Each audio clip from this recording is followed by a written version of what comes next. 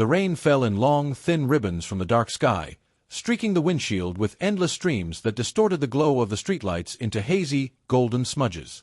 Each wiper sweep cut through the blur for a brief moment before the water reclaimed the glass, and the soft rhythmic slap of rubber against glass mixed with the hum of the tires on slick pavement to create a strange kind of calm.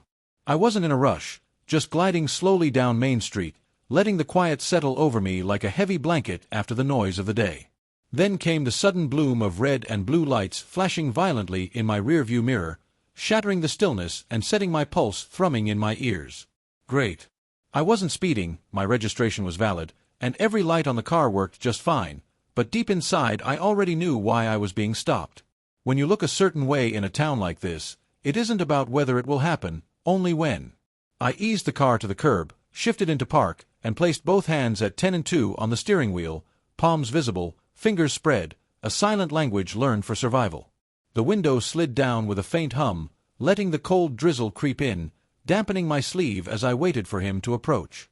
Through the shimmering curtain of rain, he emerged, tall, broad-shouldered, his head shaved clean, his posture sharp and rigid like a man who lived inside his authority. His boots splashed through shallow puddles with deliberate weight, and even before he reached me, I could see the smirk tugging at the edge of his mouth, a smirk that dripped with condescension and suspicion. "License and registration," he barked without greeting or reason, his tone flat and commanding. I kept my voice calm and even, handing over the documents without hesitation.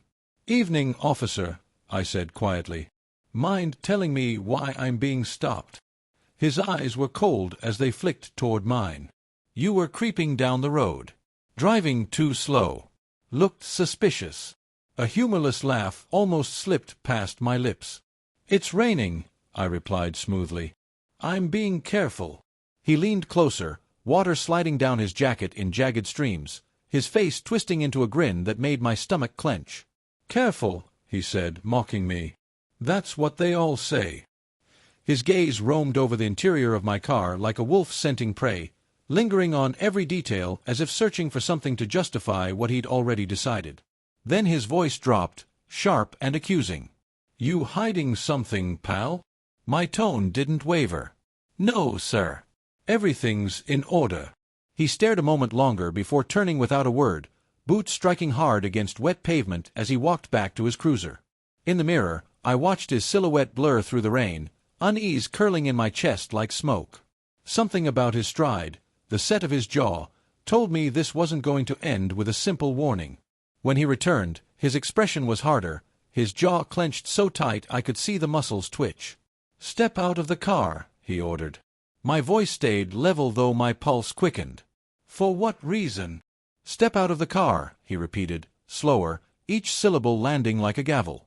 I sighed, popped the door open, and stepped out into the drizzle, the cold biting at my face as my breath puffed white into the night. Rain peppered my jacket as I faced him. "Open the trunk," he said flatly. "You'll need a warrant," I replied, matching his tone. His grin widened into something that made my skin crawl. "I don't need one." "Pop it." I stood my ground. "You do." He didn't bother answering. He brushed past me, boots splashing as he moved to the rear of the car, his fingers finding the latch like my words meant nothing. "Officer, you're violating my rights," I said sharply, anger edging through the calm. A dull click answered me as the trunk lifted slowly, revealing its contents under the weak glow of the streetlights. Everything inside was neat and ordinary, except for a single slim gray case tucked neatly into the corner. His eyes lit up like he'd struck gold. "What's this?" he asked, already reaching for it. My voice dropped like steel. "Private property. Don't touch it." But he ignored me, flipping the latch open with a snap that echoed through the rain. His smirk vanished in an instant, replaced by confusion, then by something darker, horror. He stared at the paper inside as if it burned his hands. I stepped closer, my voice low and steady. "Officer Thomas Hendrick," I said softly, "care to explain why you just violated the rights of your new superior?" His lips parted, his face draining of color. "What?" "That," I said, nodding toward the document in his trembling grip, "is your dismissal paperwork. Effective today.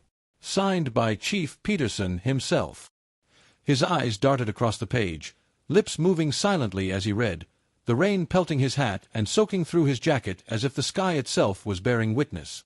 This isn't real," he whispered. "Oh, it's real," I said, arms folding across my chest. "You're done, Hendrik." Panic flashed in his eyes, raw and desperate. "Wait, hold on. I didn't know you outrank." I cut him off cold. "You think that matters? What if I was just some random guy? Would this be okay then? Searching cars without cause, trampling rights, playing bully." The word hit like a slap. He flinched. "Please," he stammered, his voice cracking. I can fix this." "You want to fix it?" I asked, pulling my phone from my pocket. Too late. I pressed a button and lifted it to my ear. "Chief, it's me. Hendrik's with me. Terminate him immediately. Notify HR."